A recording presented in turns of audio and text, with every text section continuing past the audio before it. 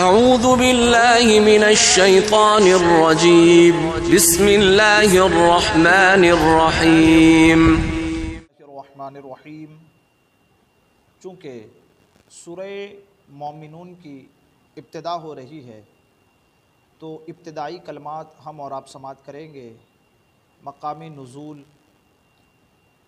مکہ میں نازل ہوئی، مدینہ شریف میں نازل ہوئی، اس کی مناسبت کیا ہے، اگلے والی سورت سے، سورہ حج سے اس کی مناسبت کیا ہے، اس کے مضامین کیا ہے، ان ساری چیزوں کو انشاءاللہ عز و جل آج کے درس میں جاننے کی کوشش کریں گے۔ تو سب سے پہلے جو مقام نزول ہے، سورہ مومنون مکہ مکرمہ میں نازل ہوئی ہے۔ اس کے رکوع اور آیتیں کتنی ہیں؟ تو رکوع اس کے 6 ہیں، آیتیں اس کی 118 ہیں۔ سورہ مومنون نام رکھنے کی وجہ کیا ہے، اس کو بھی جان لیتے ہیں کہ اس سورت کی ابتدا میں مومنوں کی کامیابی، ان کے اوصاف، ان کی نشانیاں، ان کی خوبیاں اور آخرت میں ان کی جزا بیان کی گئی ہے۔ اسی مناسبت سے اس سورت کا نام مومنون رکھا گیا۔ اب سورہ مومنون کی فضیلت کے بارے میں جو بات وارد ہوئی ہے اس کو ہم اور آپ سماعت کرتے گئے کہ ایک صحابی ہیں حضرت اماں عائشہ صدیقہ رضی اللہ تعالیٰ عنہا کی بارگاہ میں حاضر ہو کر کے پوچھتے گئے کہ اے ام المؤمنین رضی اللہ تعالیٰ عنہا، حضور صلی اللہ تعالیٰ علیہ وسلم کے اخلاق کیسے تھے؟ صحابی نے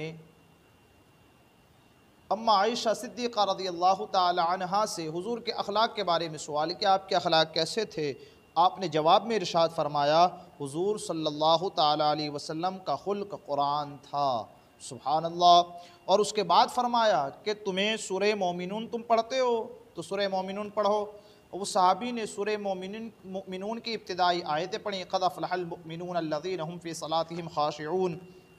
یہاں سے لے کر 10 آیتیں صحابی نے تلاوت کی۔ اماں عائشہ صدیقہ رضی اللہ تعالی عنہا نے فرمایا رسول اللہ صلی اللہ تعالی علیہ وسلم کے اخلاق ایسے ہی تھے۔ سبحان اللہ۔ تو یہ سورہ مومنون کی فضیلت ہے کہ اس میں مومنوں کی خوبیاں اور نشانیاں بھی بیان کی گئی ہیں کہ جو مومن ہوتے ہیں ان کے اوصاف کیسے ہوتے ہیں، وہ اپنے اندر کون سی خوبیاں اور اپنے اندر کون سے کمالات رکھتے گئے۔ یقیناً آج ہم حضور صلی اللہ تعالی علیہ وسلم کی شریعت پر عمل کرتے ہیں تو ہمارے اندر ان اوصاف کا ہونا بے حد ضروری ہے جن اوصاف سے ہمیں مومن کہا جائے۔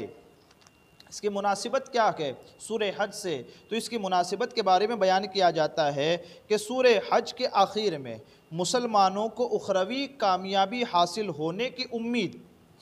کہ ایمان لاؤ، ایمان لانے کے بعد عمل صالح کرو تو آخرت میں کامیاب ضرور ہوگے۔ یہ آخری مضمون تھا سورہ حج کا۔ اب یہاں ابتدا ہی سے ان اوصاف اور ان کاموں کے بارے میں بتایا جا رہا ہے، ان اعمال کے بارے میں بتایا جا رہا ہے کہ یہ کام کرو، یہ اچھے کام ہیں، ان کاموں کو کرو گے تو یقیناً تم قیامت میں اخروی قیامت میں کامیابی کا صحرا تمہارے سروں پر رکھا جائے گا۔ تو یہ مناسبت ہے۔ اب اس کے مضامین کے بارے میں کچھ گفتگو کرتے ہیں کہ مضامین کے اندر جو اصل ہے کہ سورت کی ابتدا میں مسلمانوں کے اوصاف و کمالات کا بیان ہے،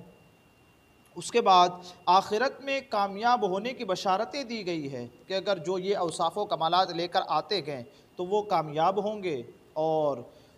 خائب و خاسر نہ ہوں گے، اور جو ان کمالات کو لے بغیر آئے گا، جو انہیں چھوڑ کر آئے گا، یقیناً وہ نقصان میں رہے گا، اس دنیا میں بھی نقصان اٹھائے گا، قبر و حشر اور آخرت کی ساری منزلوں میں وہ نقصان اٹھاتا رہے گا، اور آخرت میں جو نعمتیں ملے گی ان اوصاف رکھنے والوں کو ان انعامات کا بھی ذکر ہوا ہے۔ دوسرے مضامین میں ایک مضمون یہ بھی ذکر ہوا ہے کہ اللہ تبارک و تعالیٰ کی وحدانیت کا ذکر، اس کا واجب الوجود ہونا ایک یہ چیز ہے، اور خاص طور پر اس کی تخلیق کا کمال کہ انسان کو پانی کے قطرے سے لے کر ایک مضبوط انسان بنانا اور سارے مراحل سے گزارنا، وہ ایک ایک مرحلے کا ذکر تفصیل کے ساتھ اس صورت کے اندر بیان کیا گیا کہ ساتھ میں انسان کی نشو و نما کے ساتھ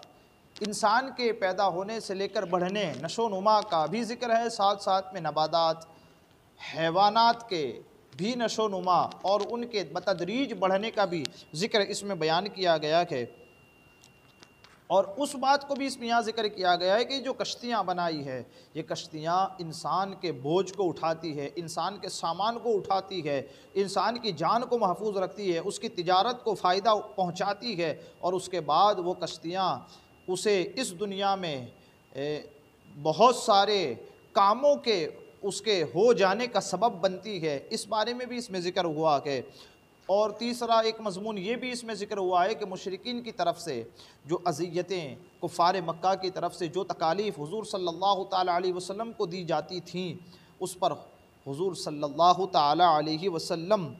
کو تسلی دینے کے لیے اللہ تبارک و تعالیٰ نے گزشتہ انبیاء کرام کے واقعات کو بھی ذکر فرمایا کہ حضرت نوح، حضرت ہود، حضرت موسیٰ، حضرت ہارون، حضرت عیسیٰ اور ان کے والدہ حضرت مریم رضی اللہ تعالیٰ عنہ کے واقعات کو بھی یہاں ذکر کیا گیا کہ ساتھ میں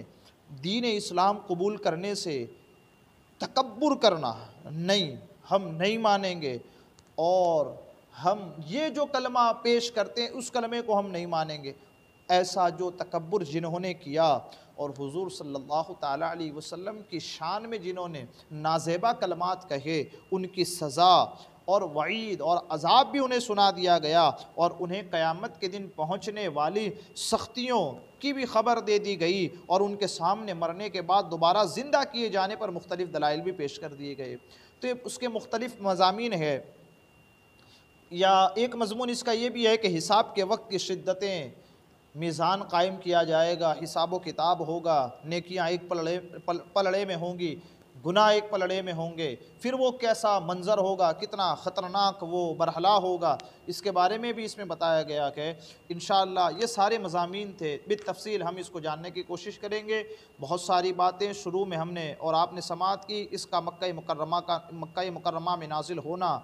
اس کے رکوع 6 ہیں، اس کی آیتیں 118 ہیں۔ سورہ مومنون کے فضیلت، سورہ مومنون نام رکھنے کی وجہ، اس کے مناسبت اور اس کے مضامین، انشاءاللہ ان ساری چیزوں کو اپنے ذہن میں رکھیں، اور اس کے بعد ہم تفسیر کی طرف بڑھیں گے۔ یہ مضامین جیسے جیسے ہم آگے بڑھتے جائیں گے، کھلتے جائیں گے، اور ساری باتیں ہمیں اور آپ کو سمجھ آتی جائے گی۔ اللہ تعالیٰ میرے کہنے آپ کے سننے میں عمدن سہون کوئی خطا ہوئی ہو اسے معاف فرمائے، علم و عمل کی توفیق عطا فرمائے۔ استغفر اللہ ربی من کل ذنب و اتوب الیہ۔